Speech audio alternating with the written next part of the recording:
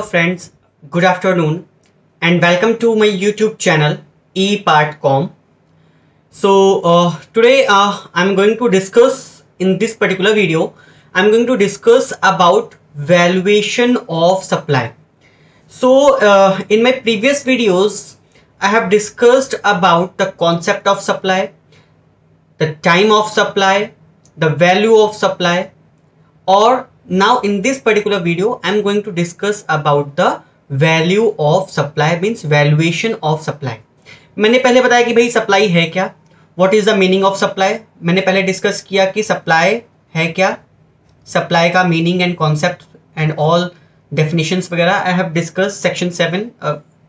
फिर उसके बाद मैंने बताया कि भाई सप्लाई तो ठीक है, सप्लाई जो है that is a taxable event, कि जीएसटी में जो हमारा टैक्सेबल इवेंट है दैट इज सप्लाई. फिर उसके बाद मैंने बताया कि भाई टैक्सेबल इवेंट हो गया, हमें पता चल गया कि टैक्सेबल इवेंट है, यहाँ पर जीएसटी लगेगा. लेकिन नेचर ऑफ जीएसटी क्या होगा, नेचर ऑफ जीएसटी क्या होगा, तो उसके लिए हमने क्या किया, place of supply. Place of supply के बेसिस पे हमने किया कि वो आईजीएसटी होगा या सीजीएसटी प्लस एसजीएसटी या यूटीजीएसटी होगा. ये दूसरी चीज हमने डिस्कस की. तीसरी चीज जो हमने डिस्कस की, मैंने नेचर ऑफ जीएसटी बता दी कि भाई नेचर ऑफ जीएसटी क्या होगा, ये होगा. फिर मैंने जो तीसरी चीज डिस्कस की वो मैंने बताया कि भाई इफेक्टिव रेट, कौन सा रेट लगेगा, which rate will be effective. तो उसके लिए हमने क्या किया, टाइम ऑफ सप्लाई किया. रेट और लायबिलिटी कब अराइज होगी उसके लिए हमने क्या डिस्कस किया, टाइम ऑफ सप्लाई किया, कि टाइम ऑफ सप्लाई के बेसिस पे लायबिलिटी टू पे टैक्स और किस रेट पे वो टैक्स लगेगा वो हमने डिस्कस किया, डिटरमिन किया on the basis of time of supply. तो ये चीजें हमने अपने प्रीवियस वीडियोस में हमने डिस्कस कर ली हैं. सो फ्रेंड्स, जो आज मैं वीडियो स्टार्ट करने वाला हूं या जो आज मैं वीडियो रिकॉर्ड करने वाला हूं, इस वीडियो में मैं वैल्यूएशन ऑफ सप्लाई की बात करूंगा. इस वीडियो में मैं वैल्यूएशन ऑफ सप्लाई की बात करूंगा. तो वैल्यूएशन ऑफ सप्लाई स्टार्ट करते हैं. Valuation of supply. जीएसटी में सप्लाई बहुत ही लंबा चैप्टर है, बहुत ही पूरी सप्लाई का पूरा एक मतलब समझ लो एक जत्था है. Concept of supply, time of supply, place of supply, value of supply, types of supply, बहुत सारे हैं. ठीक है, मतलब सप्लाई आधे से ज्यादा जीएसटी तो सप्लाई पे ही बेस्ड है. तो यहां पर हम वैल्यूएशन ऑफ सप्लाई की बात करेंगे. सर अब वैल्यूएशन ऑफ सप्लाई में हमें क्या करना है, पहले आप थोड़ा सा एक ब्रीफ में हमको इंट्रोडक्शन दे दीजिए. तो ठीक है, मैं पहले इंट्रोडक्शन दे देता हूं.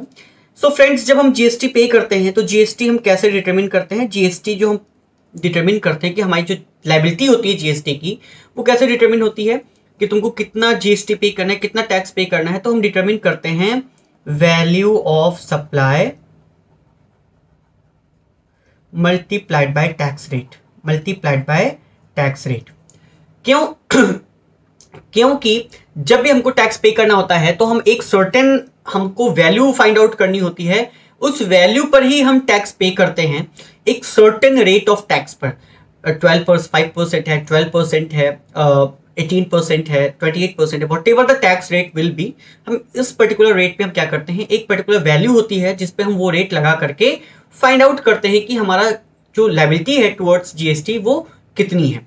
तो सपोज दैट अगर हमने कोई 1 लाख रुपए का सामान खरीदा है, 1 लाख रुपए का सामान खरीदा है और उस पर 18% जीएसटी रेट है, तो हमारी जो टैक्स लायबिलिटी आएगी towards GST that will be 18,000 rupees, that will be 18,000 rupees.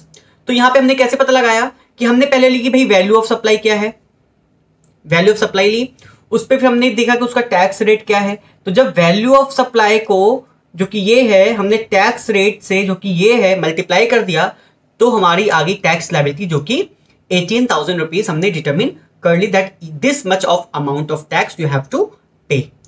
तो सर ये तो बहुत सिंपल सा है. वैल्यू ऑफ सप्लाई आपने कहा कि भाई 1 लाख रुपए का सामान खरीदा तो वो वैल्यू ऑफ सप्लाई है. ठीक है, ठीक है. कुछ केसेस में तो ये सिंपल है, लेकिन कुछ केसेस में हमें इसे कैलकुलेट करना होता है. तो मैं आगे वही चीजें डिस्कस करने वाला हूं कि कौन से ऐसे केसेस हैं जहां पर हमको वैल्यू ऑफ सप्लाई कैलकुलेट करनी पड़ेगी. तो फ्रेंड्स, जब भी हम वैल्यू ऑफ सप्लाई की बात करते हैं तो वैल्यू ऑफ सप्लाई, क्योंकि जो चार्जेबल सेक्शन है, सेक्शन 9 कहता है that the GST is charge on the value of supply which is calculated under the provisions of section 15, under the provisions of section 15। तो जब भी हम वैल्यूएशन ऑफ सप्लाई करेंगे तो हम वहां पर किस सेक्शन को फॉलो करेंगे? Section 15 of CGST act, section 15 of CGST act 2017। तो यहां पर हम सेक्शन 15 की बात करेंगे कि जो सेक्शन 15 के प्रोविजंस हैं उनको, उस प्रोविजंस को यूज करके हम क्या करेंगे? वैल्यूएशन ऑफ सप्लाई करेंगे। तो ठीक है, तो वैल्यूएशन ऑफ सप्लाई में हम पहले देखते हैं section 15 subsection 1। Under section 15 subsection 1 क्या कहता है? सेक्शन 15 सबसेक्शन 1 कहता है that the value of supply will be the transaction value of goods and services if these two conditions are satisfied। इसका क्या मतलब है? सबसे पहले तो हम स्टेटमेंट को लिख देते हैं। पहला है the value of supply of goods और सर्विसेज और both the value of supply of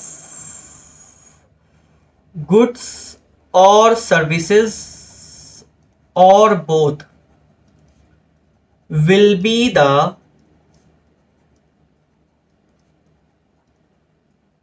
transaction value, will be the transaction value, will be the transaction value if these two conditions are satisfied, if these two conditions are satisfied। इसका क्या मतलब है? मैंने कहा कि transaction value, मैं यहां पे ट्रांजैक्शन वैल्यू की बात कर रहा हूं, will be the transaction value. इस पर अगर मुझे हाईलाइट भी करना है तो मैं इसको हाईलाइट कर देता हूं, will be the transaction value. Sir ये ट्रांजैक्शन वैल्यू क्या है? तो बहुत ही सिंपल सी बात है, ट्रांजैक्शन वैल्यू मतलब वो वैल्यू जिस पर हम ट्रांजैक्शन कर रहे हैं। Suppose that if I went to the, if I go to the shop, mobile shop पर मैं गया, मैंने कहा भाई मुझे एक iPhone 12 Pro चाहिए। आजकल उसका प्राइस चल रहा है कुछ 1,12,000, मुझे कोई आइडिया नहीं है, खैर इसके आसपास ही चल रहा है, 1,12,000 के आसपास। सपोज दैट मैंने वो iPhone 12 Pro लिया और मैंने उसको 1,12,000 रुपए दे दिया, इधर इन कैश और बाई अकाउंट चेक, जो भी पेमेंट किया, तो that is called transaction value. इसका क्या मतलब है कि जिस वैल्यू पर हम ट्रांजैक्शन कर रहे हैं, किसी गुड्स को परचेज कर रहे हैं, that is called the transaction value, that is called the transaction value. तो अब यहां पे आई होप कि तुमको समझ में आ गया होगा कि ट्रांजैक्शन वैल्यू क्या है। तो transaction value is a value on which we purchase something, ठीक है। लेकिन ट्रांजैक्शन वैल्यू तभी वैल्यू ऑफ सप्लाई होगा जब ये दो कंडीशंस फुलफिल होंगी। सर वो दो कंडीशंस क्या हैं? तो मैं बता रहा हूं कि वो दो कंडीशंस क्या हैं। तो वो दो कंडीशंस हैं, पहला तो क्या है, that the supplier and recipient are not a related person, are not a related person। And दूसरी कंडीशन है price paid is the sole consideration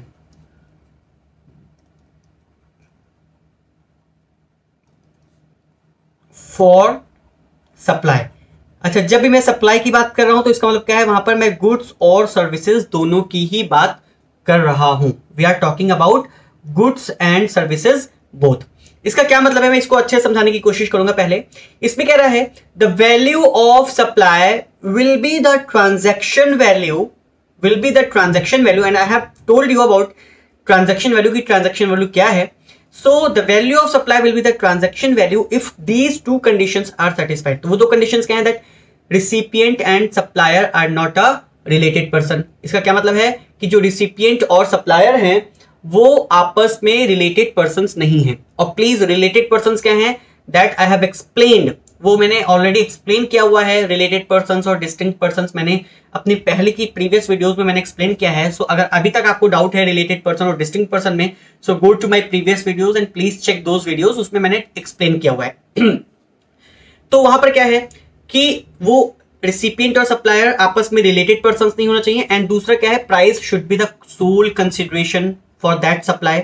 इसका मतलब क्या है कि सपोज दैट मेरे किसी फ्रेंड की शॉप है या मेरे किसी फैमिली मेंबर की शॉप है, मैं वहां पर गया, मैंने कहा भाई क्या कहते हैं कि मुझे एक फ़ोन चाहिए या कोई भी सामान, कोई इलेक्ट्रॉनिक की शॉप पर गया, मैंने कहा भाई मुझे एक टीवी चाहिए। अब उसने मुझे टीवी दिखाया, टीवी बताया और मैंने कहा कि ठीक है मुझे ये वाला पसंद है, मुझे ये वाला टीवी चाहिए।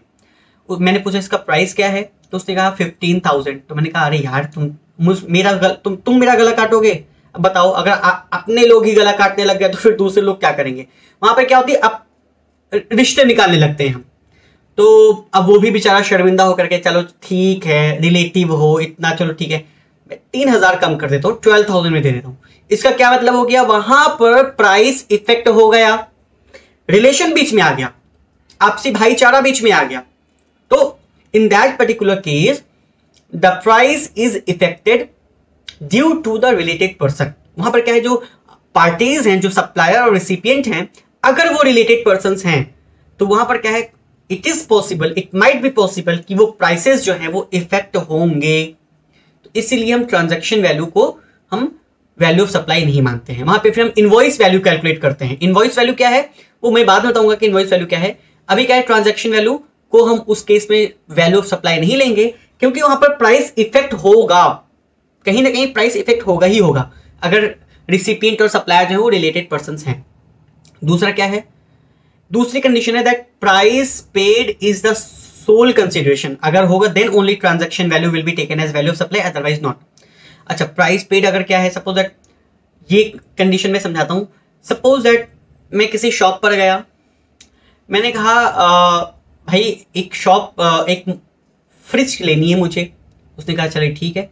अच्छा, इत्तेफाकन मुझे पता चला कि वो फ्रिज जो है वो मेरे किसी स्टूडेंट की शॉप है, ठीक है। तो मैंने कहा चलो ठीक है, फ्रिज ले लिया, मैंने पसंद कर लिया और मैंने उससे प्राइस पूछा भाई कितना है, तो उसने कहा कि 15,000 रुपीज़। मैंने कहा अरे कुछ कम कर लो। तो उसने कहा सर देखिए कम तो नहीं होगा, लेकिन हाँ मैं 12,000 कर दूंगा, लेकिन उसके बदले आपको 1 महीने तक मेरे बच्चे को ट्यूशन पढ़ाना पड़ेगा। यहां पर क्या हो गया कि मैंने उसको 12,000 प्राइस कंसिडरेशन दिया, प्लस उसके अलावा मैंने उसको अपनी सर्विसेज प्रोवाइड की, नॉन मॉनिटरी कंसिडरेशन, या उसके बदले मैंने उसको कोई सेकेंड हैंड आइटम दे दिया, या उसके बदले मैंने उसका कोई काम कर दिया। तो यहां पर क्या है कि price is not the sole consideration. तो if the price is not the sole consideration, in that particular case the transaction value will not be your value of supply. फिर उस केस में हमें क्या करना पड़ेगा, इनवॉइस वैल्यू कैलकुलेट करनी पड़ेगी, जिसमें हमें कुछ एडजस्टमेंट्स करने पड़ेंगे। तो ये स्टेटमेंट क्या था, सेक्शन 15 सबसेक्शन 1 कहता है that the value of supply will be the transaction value if two conditions are satisfied। तो वो दो conditions क्या है, that the supplier and recipient are not a related persons, and दूसरी condition है that price paid should be the sole consideration for supply of goods and services or both। तो ये दो conditions अगर fulfill हो रही हैं friends, तो in that particular case the transaction value will be the value of supply। और transaction value क्या है, I have already told you कि जिस वैल्यू पे हम ट्रांजैक्शन कर रहे हैं that is the transaction value, ठीक है। तो वो हमारी क्या होगी, वैल्यू ऑफ सप्लाई होगी, उस पर ही हम क्या करेंगे, जीएसटी रेट लगा करके टैक्स लायबिलिटी फाइंड आउट कर लेंगे। बट सेक्शन 15 सबसेक्शन 2 क्या कहता है, under section 15 subsection 2, under section 15 subsection 2 इसका क्या मतलब है कि when These two conditions are not satisfied, इसका मतलब क्या है कि रिलेटेड पार्टीज हैं आपस में, या price is not the sole consideration है, तो उस केस में हमको क्या करना है, इनवॉइस वैल्यू कैलकुलेट करनी पड़ेगी। तो इनवॉइस वैल्यू कैलकुलेट करने के लिए हम देखेंगे भाई सेक्शन 15 सबसेक्शन 2 में what things are included while calculating the value of supply. तो इसमें क्या क्या है, what is to be included in the value of supply, what is to be included, what is to be included in value of supply। Value of supply को मैं VOS से mark करूंगा, value of supply. ठीक है। तो value of supply में मैं किन किन चीजों को इंक्लूड करूंगा, that is under section 15 subsection 2। Value of supply में किन किन चीजों को इंक्लूड नहीं करूंगा, that is given under section 15 subsection 3। तो पहले सेक्शन 15 सबसेक्शन 2 में देखूंगा कि किन किन चीजों को वैल्यू ऑफ सप्लाई में इंक्लूड करना है। तो it means that the value of supply shall include, value of supply shall include, पहला क्या है, पहला है any taxes duties, any taxes duties सेसेस fees and charges levied under any law, levied under any law, any law for the time being in force, for the time being in force other than this act। other than this act का मतलब क्या है, CGST और IGST act, ठीक है, जो भी है other than this act. This act का मतलब क्या है, CGST act, SGST act, IGST act और UTGST एक्ट। इस एक्ट के तहत अगर कोई टैक्स हम पे कर रहे हैं तो उन टैक्सेस को हटा करके अगर कोई और टैक्सेस हमने पे किया है, कोई ड्यूटीज पे की है, कोई चार्जेस पे किए हैं, कोई फीस पे की है या कोई ड्यूटीज पे की है, तो those taxes, सेसेस, charges, duties, fees will be included in the value of supply. Suppose that हमने कोई गुड्स मंगवाया, 1 लाख रुपए का कोई गुड्स हमने परचेज किया है, गुड्स हमने परचेज किया है 1 लाख रुपीज का, उस पर मैंने फ्रेट पे किया है 20,000 रुपीज के, उस पर हमने कोई कस्टम ड्यूटी पे की है 10,000 रुपीज की, उस पर हमने कोई सेस पे किया है under any act, under any law except this law, ठीक है, 1,000 रुपीज का। तो ये सारी चीजें क्या हैं, इसमें हम इंक्लूड करेंगे। बट अगर कोई GST पे किया है, चाहे वो IGST हो, चाहे वो CGST ST हो, तो these taxes will not be included. इन टैक्सेस को इंक्लूड नहीं करेंगे because these taxes are under this particular act. इस टैक्स को हम इस एक्ट में ही चार्ज करेंगे। तो इस एक्ट के अलावा अगर कोई टैक्स, कोई सेस या कोई ड्यूटीज या कोई फीस या कोई चार्जेस हमने पे किया है, तो that cesses, duties, charges, taxes will be included in the value of supply. उसको हम क्या करेंगे, वैल्यू ऑफ सप्लाई में इंक्लूड करेंगे। दूसरा है, सेकंड है any amount B, any amount that the supplier is liable to pay, that the supplier is liable to pay in relation to such supply, in relation to such supply but which has been incurred by the recipient, but which has been incurred by recipient will be added in the value of supply। इसका क्या मतलब है, इसका मतलब यह है कि suppose that मैं किसी इलेक्ट्रॉनिक शॉप पर कोई सामान खरीदने गया, कोई फ्रिज, कोई कूलर या कोई एसी, कुछ भी, एसी का एग्जांपल लेते हैं, आजकल गर्मी बहुत हो रही है, एसी की डिमांड है, कोई एसी परचेज करने गया मैं किसी इलेक्ट्रॉनिक शॉप पर, तो वहां पर मैंने देखा कि भाई ये एसी मैंने परचेज किया, पसंद किया, सब कुछ किया, मैंने उसका प्राइस भी पे कर दिया। अब उसने मुझे एश्योरेंस दे रखा था सप्लायर ने कि ये एसी मैं आपको आपके डोर स्टेप तक पहुंचाऊंगा विदाउट एनी चार्ज। मतलब ये हम मानकर चल रहे हैं कि वो चार्जेस सारे हमने प्राइस में पे कर दिए हैं, ठीक है, included in the price and not included in the price. इसका क्या मतलब है कि वो चार्जेस जो है वो उसकी तरफ से फ्री में थे, वो प्राइस में इंक्लूड नहीं किया था उसने, लेकिन उसने कहा कि भाई क्या कहते हैं कि ये हमारी रिस्पॉन्सिबिलिटी है कि ये एसी आपके डोर स्टेप तक हम पहुंचाएंगे, ठीक है। तो इन दैट पर्टिकुलर केस यहां पर ये जो एक्सपेंसेस हैं वो किसके ऊपर है, सप्लायर के ऊपर है। सप्लायर वाज लायबल टू पे those expenses, those carriage charges. लेकिन जब एसी वाला जो सपोज दैट वो ट्रॉली पे लग करके एसी हमारे घर पहुंचा, तो ट्रॉली वाला कह रहा है सर लाइए पैसे लाइए इसको पहुंचाने के। तो मैंने कहा भाई जाके उससे मांगो सप्लायर से। तो उसने कहा नहीं भाई हमारी तो ऐसी कोई बात नहीं हुई, हमें तो आप ही दीजिए, हमारी उनसे ऐसी कोई बात नहीं हुई है, हम उनके पास नहीं जाएंगे, हम आप ही के पास आएंगे, आप ही का गला पकड़ेंगे। तो यहां पर क्या है कि रिसिपिएंट ने उसको दे दिया जो भी कैरिज चार्जेस थे, उसको कैरिंग चार्जेस वहां से लेकर आने में। तो ये जो कैरिंग चार्जेस थे it was to be paid by the supplier, but since it is paid by the recipient, तो ये जो कैरिंग चार्जेस हैं, सपोज दैट 100 रुपए है या 1000 रुपए है या 500 रुपए है, जितना भी है, and if that is not included in the price it would be included in the price. मतलब पहले ये इंक्लूड नहीं था, लेकिन अब इसे हमें क्या करना है, इंक्लूड करना है। लायबिलिटी किसकी थी, सप्लायर की थी, लेकिन पे किसने किया है, रिसिपिएंट ने किया है, और वो पेमेंट प्राइस में ऑलरेडी इंक्लूडेड नहीं है। तो in that particular case you have to include those carrying charges. ठीक है, तो ये हमारा पॉइंट भी था। पॉइंट सी क्या है, incidental expenses. Incidental expenses, incidental expenses like packing या और भी कोई एक्सपेंसेस हैं जो मतलब कि सामान को सेफली पहुंचाने के लिए जरूरी है।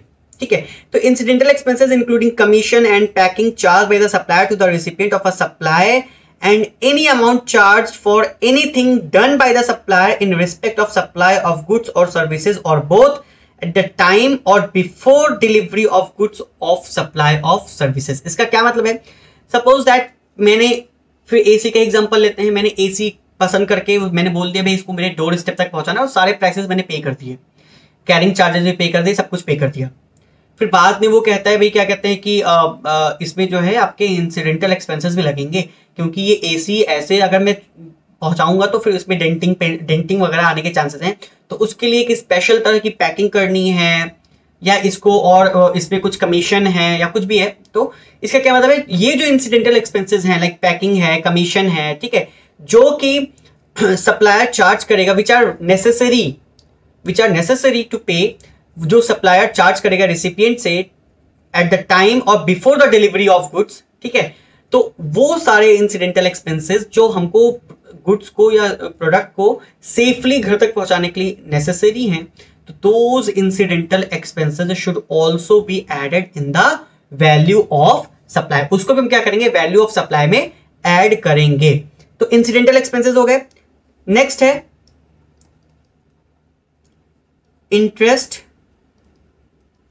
इंटरेस्ट और लेट फी, इंटरेस्ट और लेट फी और पेनल्टी फॉर डिलेड पेमेंट, और penalty for late payment of any consideration for any supply. इसका क्या मतलब है कि सपोज दैट कि मैंने पहले भी इंटरेस्ट का केस अभी अपनी लास्ट जस्ट इसके प्रीवियस वीडियो में हमने एक्सप्लेन किया था कि इनवॉइस वैल्यू में हमने एक अगर टाइम पीरियड मेंशन कर रखा है कि ये जो इनवॉइस वैल्यू है, सपोज दैट 1 लाख रुपए का मैंने इनवॉइस इशू किया है और मैंने कहा है कि भाई इस 1 लाख रुपए में इंक्लूडिंग फिर उसमें मैंने जीएसटी एसजीएसटी वगैरह ऐड करके 18% के हिसाब से 18,000 मैंने कहा कि 1,18,000 रुपीज की पेमेंट आपको विद इन 1 मंथ कर देनी है। अगर 1 महीने में अगर आप पेमेंट नहीं करते हैं तो ये इंटरेस्ट चार्ज हम आपसे करेंगे। तो वो सारे इंटरेस्ट, वो सारे लेट फीस, वो सारी penalties due to late payment या delayed payment, those payments should also be added to the value of supply. उसको भी हम क्या करेंगे, वैल्यू ऑफ सप्लाई में हम उसे ऐड करेंगे। नेक्स्ट क्या है, 5th पॉइंट है subsidies directly linked to the price. Subsidies directly linked to the price, excluding subsidies provided by government, provided by central government, state government or any local authority, or any local authority। ठीक है, तो इसका क्या मतलब है कि all those subsidies which are directly linked to the price should also be added to the value of supply, but those subsidies which are given by central government, which are given by state government or any other local government, those subsidies should not be added to the value of supply. इसका क्या मतलब है? Suppose एक छोटा सा example लेते हैं, मुझे एक मोबाइल परचेज करना है और मैं एक मोबाइल शॉप पर गया, मैंने कहा भाई मुझे ये पर्टिकुलर मोबाइल चाहिए, लाइक वन प्लस नॉर्ड है या वन प्लस 8T ले लो, वन प्लस 8T ले लेते हैं, तो मुझे वन प्लस 8T चाहिए। तो उसने मुझे दिया और उसने कहा कि भाई इसका कुछ 42,000 रुपीज प्राइस है। अच्छा, साथ में ही उसी शॉप पर इत्तेफाकन इंसिडेंटली मेरा एक फ्रेंड बैठा था जो कि बहुत अच्छा फ्रेंड है मेरा, और वो उसके किसी रिलेटिव की शॉप है। तो उसने कहा कि मैं उसको पहचान के, मैंने कहा भाई तुम यहाँ कैसे? तो उसने कहा ये तो मेरी अपनी शॉप है। मैंने कहा तो कुछ कम करा दो प्राइस। तो उसने कोशिश की कि भाई प्राइस कम हो जाए, 42,000 है तो 40,000 हो जाए, लेकिन वो शॉपकीपर नहीं माना। उसने कहा नहीं यार, दोस्ती अपनी जगह है, बिजनेस अपनी जगह है, मैं कम नहीं करूंगा। तो फिर मेरे उस फ्रेंड ने बोला कि अच्छा चलो ठीक है, इसे तुम 40,000 का दे दो, जो 2,000 रुपीज एक्स्ट्रा होंगे वो तुम मुझसे ले लेना, वो तुम मुझसे ले लेना, या मेरे जो तुम्हारे पर 2,000 रुपीज उधार थे अब तुम वो मत देना। तो इसका क्या मतलब है कि दैट इज सब्सिडी, मुझे तो सब्सिडी मिल गई, that subsidy is directly linked to the price. Subsidy मिलने के बाद वो मुझे क्या हो गया, 40,000 का मिला। लेकिन जब हम वैल्यूएशन ऑफ सप्लाई करेंगे तो उसमें वो जो 2,000 रुपए सब्सिडी मुझे मेरे फ्रेंड ने दी, वो 2,000 रुपीज भी उसमें ऐड करेंगे। लेकिन अगर कोई सब्सिडी, तो ये सब्सिडी तो उसमें ऐड करेंगे, but if any subsidy which is given by central government, state government और any local government, that is not included. जैसे एलपीजी गैस कनेक्शन पे हमको एलपीजी क्या कहते हैं कि जो डिलीवरी है, सप्लाई है एलपीजी गैस की, उसकी हम उस पर हमको क्या मिलती है, सब्सिडी मिलती है। तो ये सब्सिडी हम वैल्यू ऑफ सप्लाई में इंक्लूड नहीं करेंगे।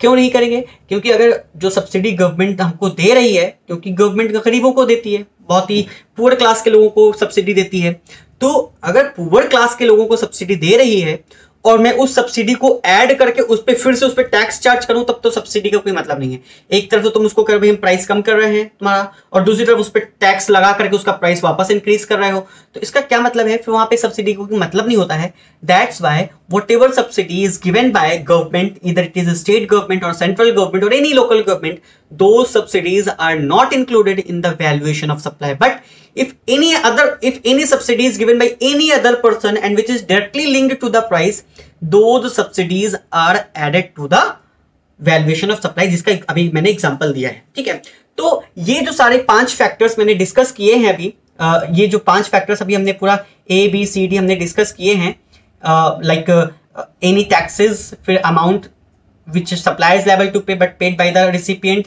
फिर incidental expenses, interest or late fee and subsidies। तो ये 5 चीजें जो हैं, एलिमेंट्स हैं, that should be added to the value of supply। Means whenever we will calculate the value of supply, we will add or we will include these things in order to find out the value of supply। ठीक है, तो वहां पर क्या है कि क्या कहते हैं कि अगर रिलेटेड पर्सन्स या क्या कहते हैं price is not the sole consideration होगा, तो भी हम ये मेथड को ही क्या करेंगे, फॉलो करेंगे to calculate the value of supply. तो ये हमारा क्या था, सेक्शन 15 सबसेक्शन 2 था, जिसमें हमने कहा कि what things to be included in the value of supply. एक छोटा सा एग्जांपल लेते हैं, इसमें क्या रहा है, a trader has agreed to supply certain imported goods for ₹15 lakhs plus basic custom duty of ₹1,15,000 to जी।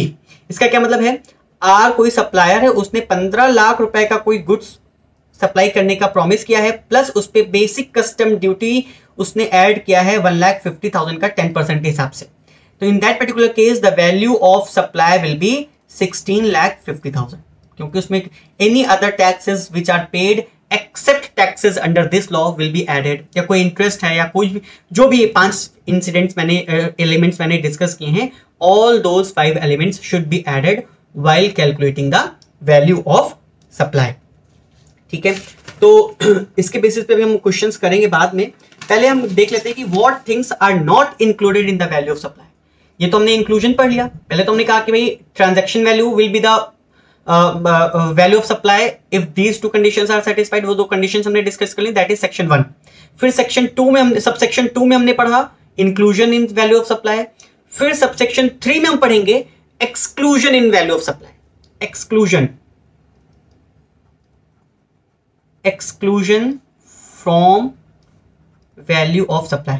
भाई क्या क्या चीजें हैं जिनको हम वैल्यू ऑफ सप्लाई में इंक्लूड नहीं करेंगे, and those exclusions are given under section 15 sub section 3। तो इसमें पहला क्या है, the value of supply shall not include, the value of supply shall not include any discount which is given, any discount which is given। इसका क्या मतलब है कि अगर कोई डिस्काउंट है जो हमको मिला है, those discounts are not added to the value of supply, it means that those discounts should be excluded। उन डिस्काउंट्स को हम क्या करेंगे, एक्सक्लूड करेंगे। if those discounts are given, पहला क्या है, ऑन, बिफोर और at the time of, before और at the time of supply, before और at the time of supply. If such discount has been duly recorded in the invoice issued in respect of such discount. इसका क्या मतलब है, suppose that मैं 2 मई को एक shopping करने के लिए मॉल में गया और वहां मॉल से मैंने कोई एक टीवी खरीदा, तो उसने मुझे इनवॉइस इशू किया। तो इनवॉइस जो है वो मैंने उसको कुछ डिस्काउंट भी बोला, भाई डिस्काउंट है, उसने कहा 10% है। तो उसने मुझे कहा कि भाई जो टीवी की वैल्यू है वो दैट इज ₹1 लाख, उसमें 10% डिस्काउंट है, ठीक है। तो 10% डिस्काउंट कितना हो गया, 10,000। तो अब यहाँ पे वैल्यू ऑफ सप्लाई कितनी हो गई, 90,000। तो इसका क्या मतलब है कि बिफोर और at the time of delivery हमको डिस्काउंट मिल गया, मतलब डिलीवरी के बाद नहीं, बिफोर और at the time of delivery हमने उस डिस्काउंट को ले लिया, and that discount is duly recorded in the tax invoice. उसको हमने टैक्स इनवॉइस में रिकॉर्ड भी किया है। अगर ऐसे मुंह से बोल करके डिस्काउंट दिया, no, it will be included, उसको हम एक्सक्लूड नहीं करेंगे जब तक कि हमने उसको इनवॉइस में अलग से एक्सक्लूड करके नहीं दिखाया है, तब तक वो डिस्काउंट एक्सक्लूड नहीं होगा, ठीक है। तो इट मींस दैट बिफोर और at the time of delivery और supply of such, if such discount has been duly recorded in the invoice issued in respect of such goods या सच सप्लाई, ठीक है। और दूसरा है, ये तो हो गया कि जो डिस्काउंट है that should be excluded from the value of supply if such discount is given before और at the time of delivery of goods और services, and that discount, if such discount is duly recorded in the invoice। दूसरी condition क्या है, दूसरी condition है कि बाद में भी हम डिस्काउंट दे सकते हैं। ऐसा तो है नहीं कि भाई पहले दे दिया तो बाद में दे नहीं सकते, बाद में भी दे सकते हैं। After the supply has been effected. दूसरा है after the supply has been, after the supply has been effected provided both the following conditions are satisfied, ठीक है। तो सप्लाई इफेक्ट होने के बाद भी जो है हम डिस्काउंट दे सकते हैं, but in that particular condition 2 conditions must be satisfied. अब इसको एक मैं एग्जांपल लेकर के एक्सप्लेन करूंगा तो फिर और अच्छे से समझ में आ जाएगा आपको। तो पहले मैं इसको समझा देता हूं कि 2 कंडीशंस क्या हैं। तो पहले उसमें दोनों कंडीशंस में पहली कंडीशन है such discount is established, such discount is established, such discount is established in terms of an agreement, in terms of an agreement entered into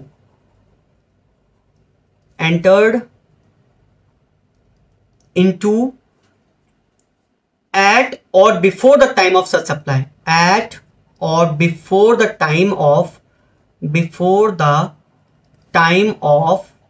such supply।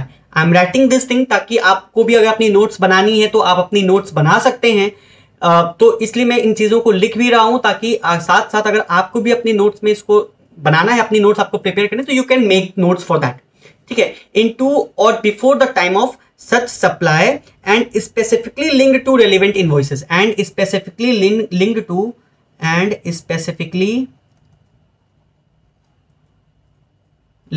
to relevant invoices. इसका क्या मतलब है? इसका मतलब ये है, अच्छा पहले मैं दूसरी कंडीशन भी बता देता हूं, फिर मैं दोनों कंडीशंस को एक साथ एक्सप्लेन करूंगा। दूसरी कंडीशन है input tax credit as is attributable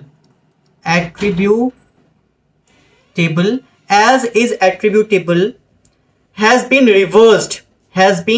reversed attributable to the discount has been reversed by the recipient। इसका क्या मतलब है? सपोज दैट, पहले इस चीज को मैं फिर अच्छे से एग्जांपल लेकर के समझाता हूं। सपोज दैट मैं मिस्टर ए हूं, मिस्टर ए जो है वो मिस्टर बी के रेगुलर कस्टमर हैं, मतलब मंथली उनके यहां से वो गुड्स खरीदते ही रहते हैं। तो सपोज दैट वो हर महीने 1-1 लाख रुपए का जो गुड्स जो है उनसे वो परचेज करते रहते हैं। तो मैंने मिस्टर बी को बोला, मैंने कहा भाई ये मैं आपसे हमेशा जो है मतलब मैं आपका रेगुलर कस्टमर हूं, आपसे हमेशा ही परचेज करता हूं मैं गुड्स, तो आप प्लीज कुछ डिस्काउंट हमें दें।